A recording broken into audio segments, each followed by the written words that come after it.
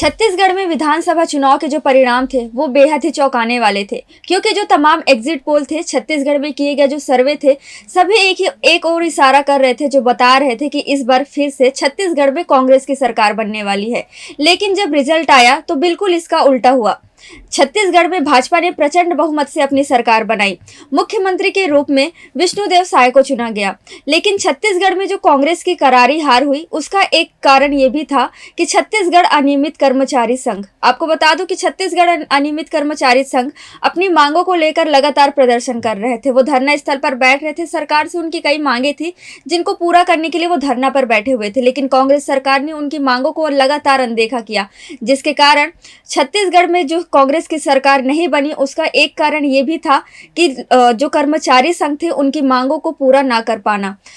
अनियमित कर्मचारी संघ के साथ साथ ऐसे कई कर्मचारी थे जो लगातार प्रदर्शन कर रहे थे, लेकिन आश्वासन सिर्फ कांग्रेस की तरफ से उनको आश्वासन दिया जा रहा था, उनकी मांगे पूरी नहीं की जा रही थी।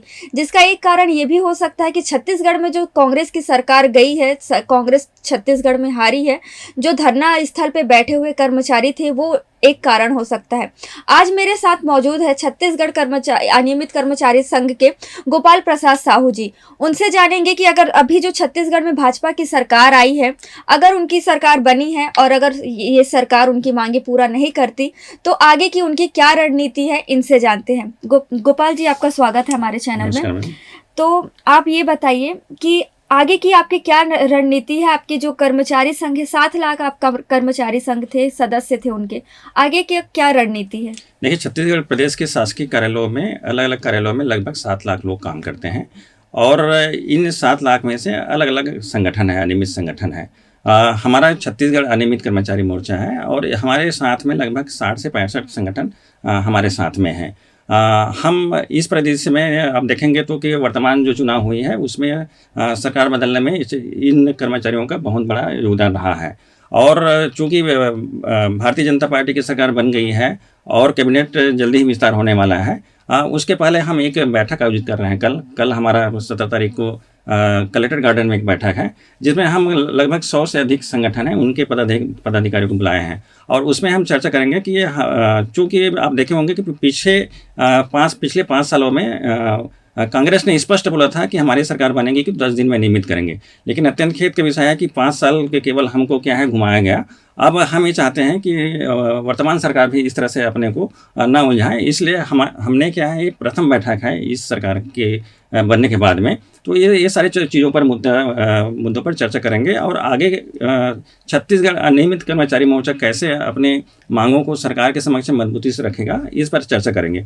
दूसरा हमारा एक मुद्दा रहेगा जो चर्चा करेंगे कि माननीय मुख्यमंत्री महोदय को जो हमारे संघर्ष स्थली है तूता रायपुर में, हम वहाँ पर अभिनंदन के लिए बुलाना चाहते हैं। तो ये 2 मुद्दे को लेकर के हम कल बैठक आयोजित कर रहे हैं और इसमें लगभग क्या है, सभी संगठन के जो हमने बात किया है आने की उम्मीद है और इसमें सभी वर्ग के, जैसे मैं बात करूं कि दैनिक वेतनभोगी हो या फिर आउटसोर्सिंग ठेका या फिर जवाबदार मानदेय या अंशकालीन, इस प्रकार के लगभग 10 प्रकार के जो अनियमित कर्मचारी हैं उनके जो प्रतिनिधि हैं आएंगे और समग्र चर्चा करेंगे।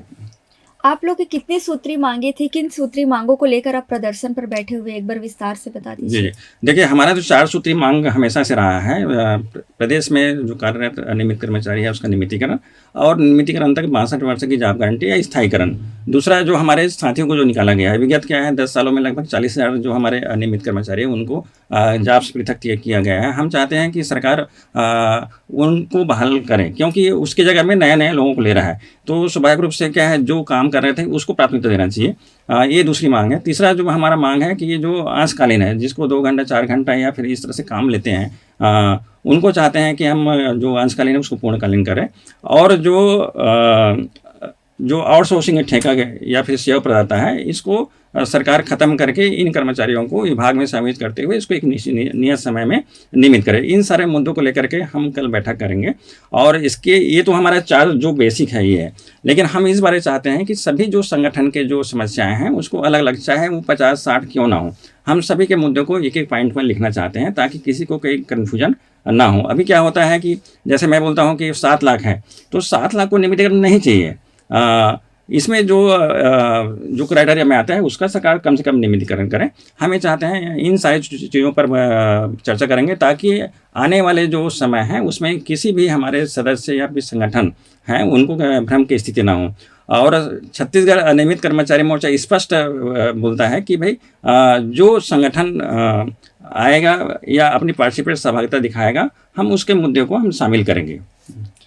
तूता धरना स्थल में कई सारी परेशानियां हैं। लोग दूर दूर से आते हैं, जो महिलाएं दूर दूर से आती हैं वो जाती हैं उनका। मैं लगातार उस तूता धरना स्थल पे गई, उन्होंने कहा कि यहाँ कई सारी परेशानियां हैं, शौचालय सही से नहीं है, दूर है, आने जाने की व्यवस्था नहीं है। तो उसके लिए आप क्या कहेंगे, सरकार उस चीज़ को कैसे देखे? देखिए आप देखे होंगे कि जो अनियमित कर्मचारी के मुद्दे को ही दबाने के लिए पिछली सरकार ने क्या है धरना स्थल परिवर्तन किया था।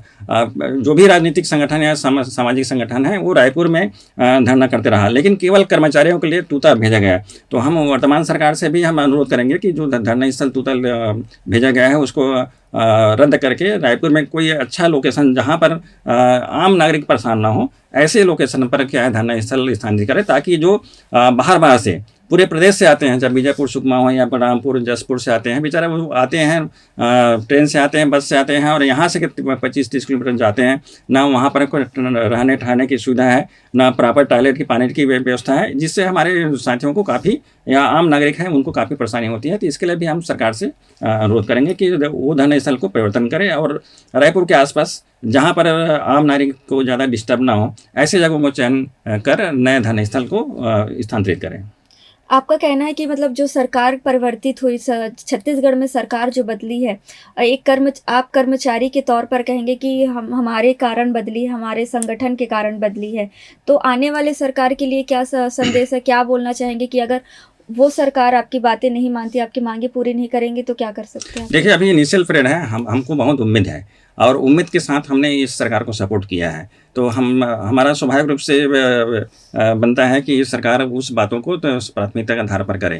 भारतीय जनता पार्टी ने 100 दिन के अंदर एक कमेटी बनाकर इन समय हमारे जो अनियमित कर्मचारी की समस्याओं को हल करने की बात की है। तो हम स्वाभाविक रूप से हम इस दिन तक वेट करेंगे।